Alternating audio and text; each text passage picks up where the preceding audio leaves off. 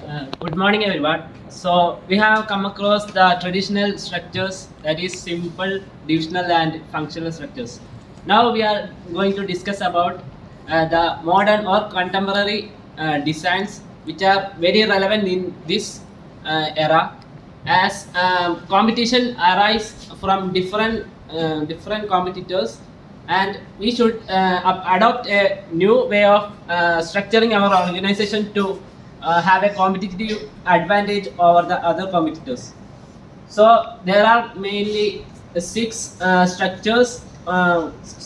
contemporary structures of organization. There are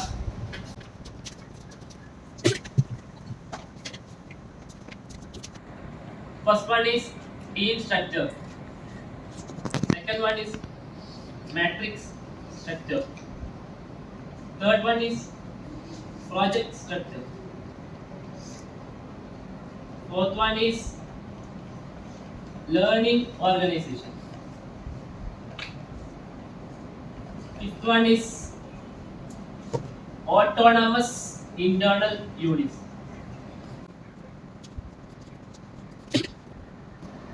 So these are the contemporary approaches or contemporary designs in an organization. So first one is team structure. As you all know, working as a team can be more productive than a hierarchical structure of organization. So working as a team, and there is no hierarchical command or any type of control over the teams. So in an organization, the employees are divided into teams to perform a specific task, and it is a most used or most efficient structure of organization nowadays. So the second one is matrix structure. In the matrix structure, basically the organization is divided into functional and project wise. That is the two-way. There is a two-way communication or two-way direction to the employees. That is,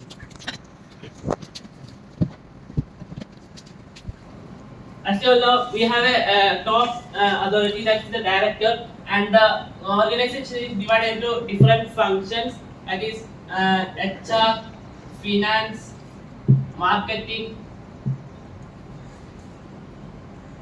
and production. So we have the functional structures, as well as there are projects allotted. Project managers are created.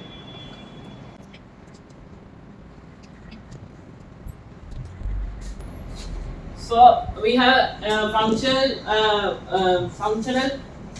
design as well as a project design combined together. So in the functional way, we have a vertical flow of authority or hierarchy, and in the project wise, we have a horizontal way of communication or hierarchy. So each staff in each employee should have the responsibility and duty to communicate with the project managers as well as the functional department managers. So each have a two superiors, and it is a contrary to the unity of command, and it's the matrix structure. It is a more complicated structure for an organization. The next is the project structure. So in a project structure,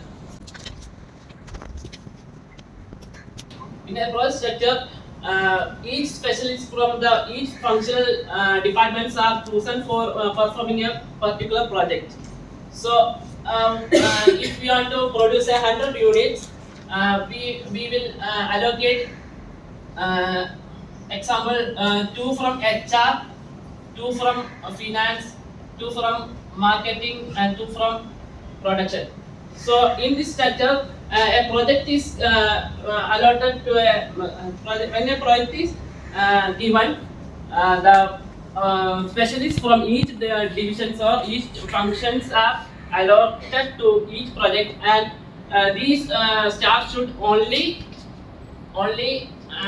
accountable to the project managers. They are not accountable to the functional managers or functional superiors. The next one is a learning organization. Learning organization, as it states, it is a learning organization which adopt the newer ways and they adopt the latest organizational structure to compete with the others. So in the learning structure, they try to build the organizational structure according to the present or modern competitions. And the last one is autonomous internal units. So autonomous internal units defines as if a company has a more than if a company has diverse units of productions or products, the organization is designed in a kind of way that each units are separated.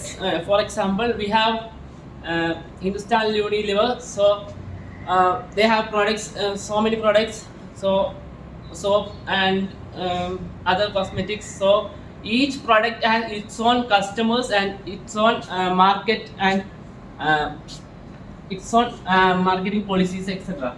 So the organization is divided into separate units to perform the activities of the organization. So these are the structures, contemporary structures of an organization, which are team, matrix, project, learning, and autonomous internal units.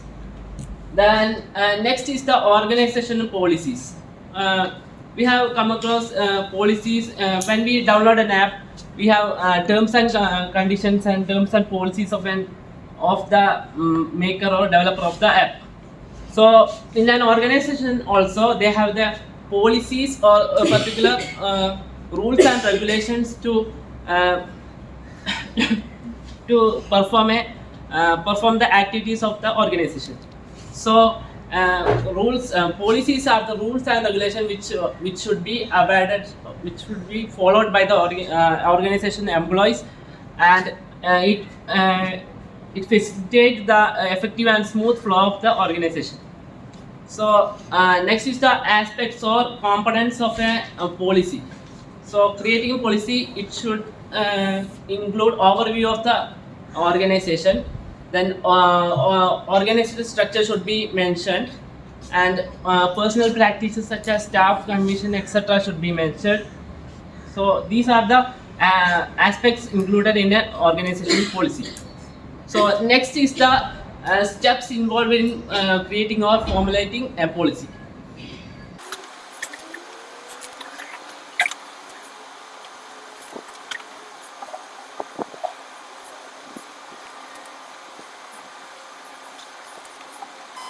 Define policy, then it is draft policy, then implementation stage, and last is the compliance stage. So in these steps, first steps is planning and consultation. For formulating a policy in an organization, they should plan what all should be included, and they should consult with the staffs or employees of an organization before drafting a policy.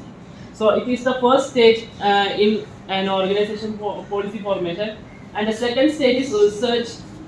And in a research stage, the organization had to research about the policies which the competitors are implementing in an organization, or recent trends in the policies, and such kind of information should be taken in the research stage.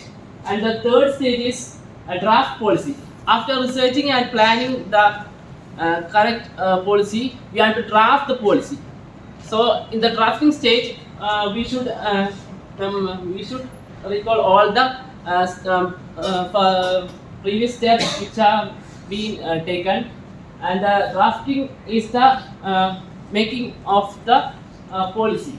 And next is the implementation policy. After the drafting of the policy, we are implementing in the organization. That policy is implemented into the organization in the draft implementation stage. And the last stage is compliance stage. Compliance stage means after implementing the organization policy into the organization, the organization superior should ensure that the policies are followed by the employees of the organization. So these are the steps involved in organization policy. So we have discussed about the contemporary approach, which include team, matrix, project, learning, autonomous internal units. and next we come across the organization policies, and we have come across steps of organization policies, which are Planning and consultation, research and design, project draft. so that's all. So Swati will carry on with the recruitment and selection process. Thank you.